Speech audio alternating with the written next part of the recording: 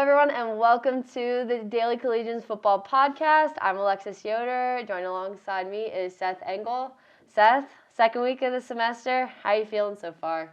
Feeling good. I mean, we have no season, but as we know, football's year-round, so it's nonstop. Glad to be here. How are you doing, Alexis? I'm doing good. I mean, I had a little sickness over the weekend. My voice is still recovering from that, but doing well and ready to talk about the wild card weekend we had with the NFL over the weekend, and there were quite a few Penn Staters that played and shined in these games over the weekend. Seth, who stood out to you in the NFL this weekend from Penn State? Well, for me personally, you can talk all you want about Micah Parsons and the season he's had. I'll do that in a couple minutes. Yeah, for me, I want to talk about Ryan Bates here, who's a guard for Penn State.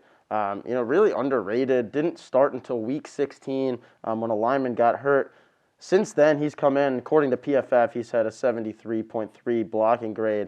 The big thing that stands out from the Bills-Patriots game that we saw last week was Josh Allen's ability to run the football. That he's not able to do that if Ryan Bates isn't able to block for him on the inside. And this is a guy who's, quickly becoming one of the top O linemen on that roster on one of the best dual-threat offenses in the NFL. So that's a guy that I wanted to shout out there. Who do you like?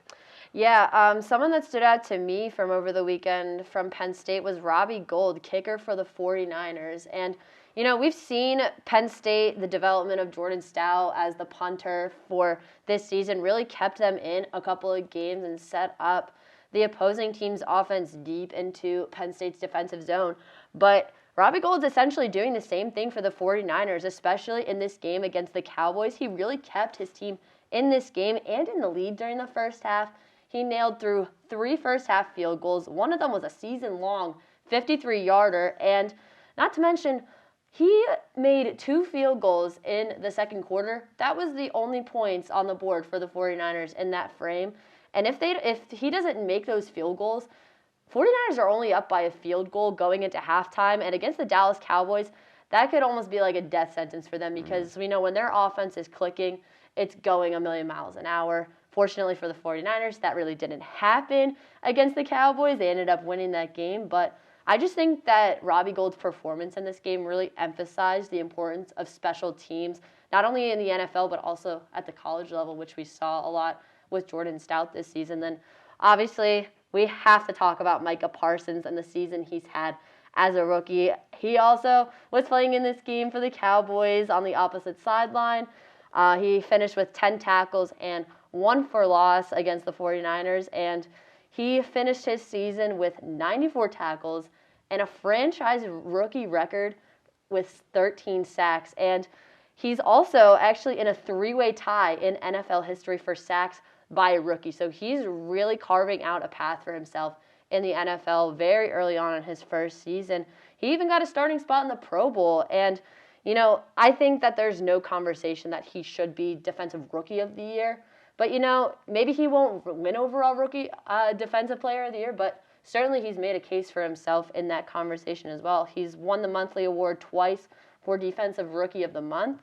But I just think that looking at his decision to opt out of the 2020 season, which would have been his 3rd season as a college player at Penn State, I think that the performance he's had this year really justifies that decision. I mean, that extra training and focus allowed him to perform at a very high level his rookie season and really made a difference in his team overall and etched his name into the Cowboys franchise forever. So, I think that this all justifies his decision, and, he really stood out to me this season. It's hard to not talk about him. Yeah, Micah Parsons was great. And when I watch his film, he just looks so much better than I ever thought he would be. And I'm one of the guys who were saying, this guy could potentially be generational if he's just put in the right spot. That spot, we don't even know where that is right now. Is he a linebacker? Is he a defensive end? We don't know. They can put him on the defensive line, and he's kind of just going to do whatever he wants there. He's doing things that 10-year vets haven't been able to do. And this is a guy that people are saying, he might be undersized. He comes in here, and he's arguably the best linebacker in the NFL already, and he's only played 1 season. just a few votes shy of unanimous All-Pro. There's really not much more you can say about Micah Parsons. The sky's really the limit there. And he's really set the bar high for himself for the rest of his NFL career. Yeah. I mean, this is season. If you're a linebacker in the NFL and you have this type of season, that's like your baseline. That's where you want to reach. That's your best season. But I really do think that he will only improve. I only think that he'll mature from this point moving forward. So, yeah, the sky's really the limit there. Someone else I wanted to talk about in the NFC East who came back for that wild card game was Miles Sanders. And I know a lot of you Philly guys who are watching this are probably pretty upset about that. But we won't talk about the game score for that one. Yeah, Miles Sanders we could talk about. I mean, Miles Sanders, he came back. That was the most important thing. He was injured for a few weeks there. He comes in, 7 rushing attempts for 16 yards. It's not the best, but he took the field. And I think that the Eagles are really just. I think they're going to keep building around that offense. I think Jalen Hurts is probably going to be that number one moving forward, and I think Miles Sanders is going to be there as well. And who knows? Maybe they could use a little help around him.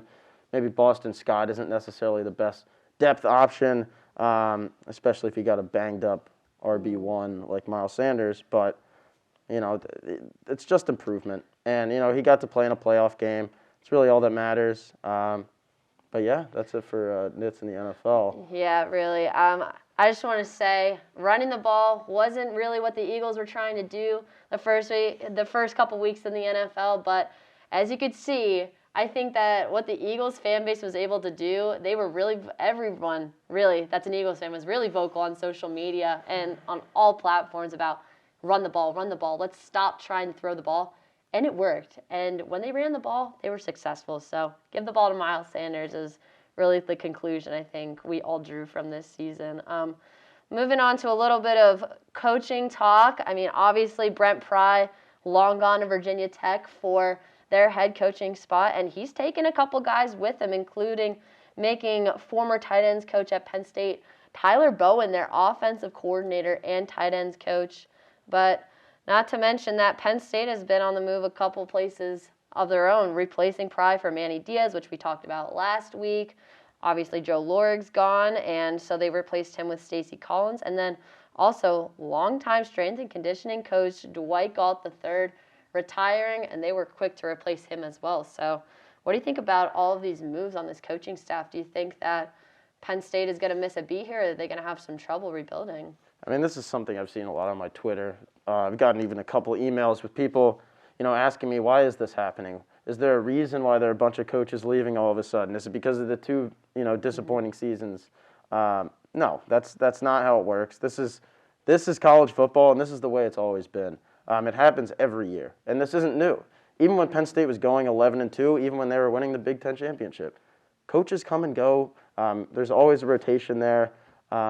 It's really just a matter of how you bounce back from that. And I think James Franklin has laid the foundation where he's able to lose a guy, even a guy like Brent Pry, and still replace him with arguably the top defensive coordinator on the market. It was Manny Diaz.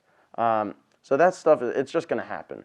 And another thing, when you talk about Dwight Galt retiring, that's another thing that happens. People are with the program for a while, they end up retiring. Chuck Losey has happened to be under Galt for years. So, easy, he's brought up. That's a guy with a ton of energy. He's got a nice little mustache there. But, I mean, there's really going to be no change, in my opinion, within, the whole strength department. Penn State will be fine in terms of coaches. Franklin and his whole staff, they're used to this kind of stuff. Yeah, for sure. And I think that it's shocking to some people that Brent Pry stayed at Penn State for so long, considering the amount of head coaching jobs that he was offered throughout his time. And really, you could see how well that benefited Penn State, because we're talking about one of the best well-rounded secondaries that Penn State's seen in recent history. And he's built up sort of that front seven, and they were very strong, very solid. We saw how tough it was for teams to crack Penn State's defense, especially in the red zone. And even the players talked about it too, that they were really buying in. So I think I'm really interested to see if that changes at all. But I agree with you, Seth. I really don't think it's going to. But, there were a lot of new coaches coming in within the last 2 to 3 years, especially with Mike Yurcich coming in, really their fourth offensive coordinator in the last 5 years. You talk about getting a rhythm down for your schemes and everything, personnel. So that's going to be something to watch. He's coming up on his second season, third year coming up for both offensive line and defensive line coaches in Phil Troutwine, John Scott Jr. So I'm really interested to see if that stays consistent, especially since Sean Clifford's coming back for his sixth year. You have two of the top quarterback prospects in this class coming to Penn State. So I think it's going to be really interesting to see if anything improves in that department, especially with the amount of new coaches that they have. So I'm really interested to see if all that's going to stay the same or if we're going to see some changes. Yeah, well, when you talk about Yurcich, staying in Penn State for his second year now, I think that's a big reason why Sean Clifford made the decision to return for his sixth year. He's kind of been dealt, a bad hand the past few years where he's had, a new coordinator pretty much every single year. Since Ricky Ronnie. So now you get Yurcich in here.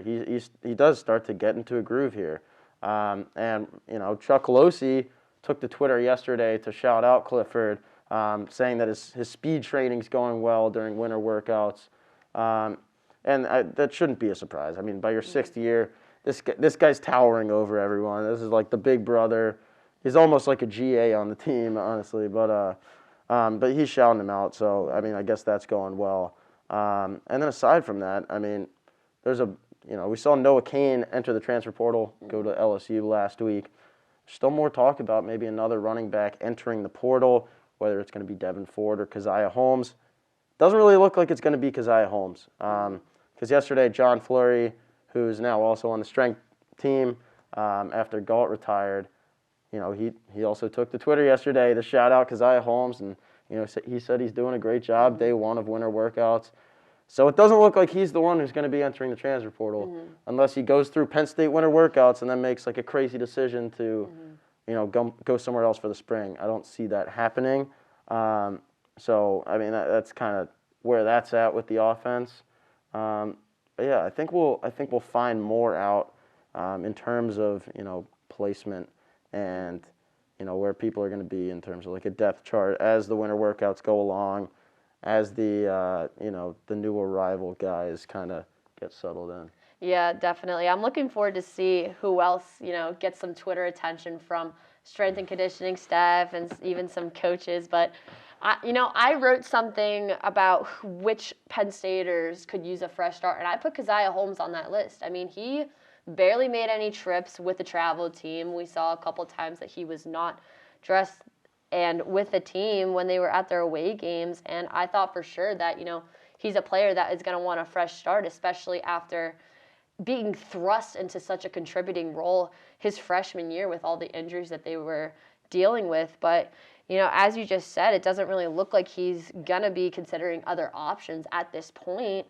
And, I think that really puts a lot of focus on Devin Ford and what his decision is going to be, because he really didn't get that much time this season either. Not that, Penn State's run game was anything to, look at and be like, oh my gosh, this is just amazing. But, I think that at this point, he looks like the option that if that gets starting to get competitive, especially with, the 2-star running backs you just brought in and early enrollees, if they start to perform, he might start considering other options too. So yeah. I think that's going to be really interesting to see. Yeah, I mean, with the run game, it really comes down to, timing. How much time do they have to make an impact? Devin Ford, he's not getting much in the backfield. He's a special teams guy, at least like within this program. Keziah Holmes, redshirt sophomore. He's got 2 more years ahead of him. At least. He got 3. He's got 3, yeah. COVID year. So, I mean, that's... Given how much time he has, he can stick around with the program, potentially, compete his way up to a spot.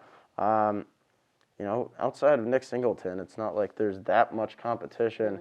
Kevon Lee is kind of the guy to beat for that, second spot in the run game. But I mean, I think the sky is still there for Keziah Holmes. I don't think he's had enough opportunity to reach that peak. I think he's just got to keep working, and I think that's a guy who should stick around. I think he will.